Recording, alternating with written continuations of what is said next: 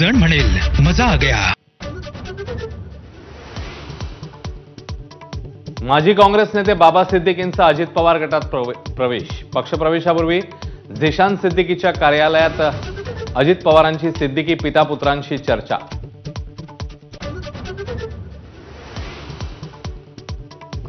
मित्रपक्षांना वाचवण्याच्या नादात काँग्रेसचं नुकसान। मविया आणि काँग्रेसला झिशान सिद्दीकी यांचा घरचा आहे। आदित्य ठाकरेंवरही टीका।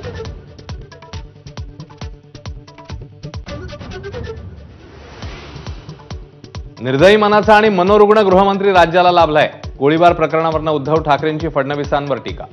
फडणवीसांचंही जोरदार प्रत्युत्तर।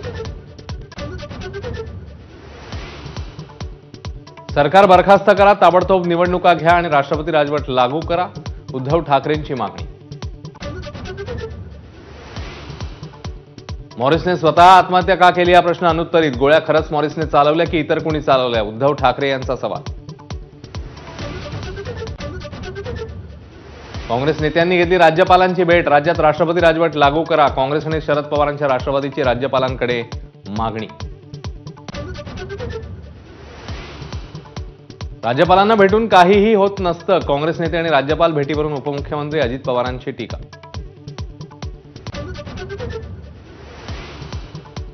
मॉरिसचा अंगरक्षक अमरेंद्र मिश्राला 13 फेब्रुवारीपर्यंत पोलीस कोठडी। माझ्यावर अन्याय झालाय, मला फसवलं गेलंय, मिश्राचा आरोप।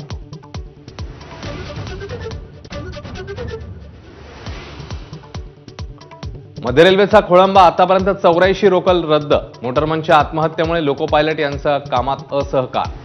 मोटरमन नसल्याने गाड्या उशिराने। मनोज जरांगे पाटील यांचं आजपासून पुन्हा एकदा आमरण उपोषण। सरकारने काढलेल्या अध्यादेशाचा मराठा समाजाला लाभ होत नाही तोपर्यंत आंदोलन सुरूच राहणार, जरांगेंचा इशारा।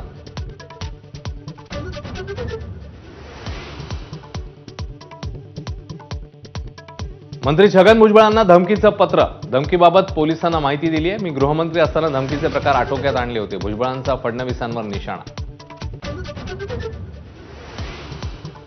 राज्यात अनेक ठिकाणी अवकाळी पाऊस। अमरावती, वर्धा, यवतमाळमध्ये अवकाळीसह गारपीट। रब्बी पिकांसह भाजीपाला आणि फळबागांनाही फटका बसण्याची शक्यता।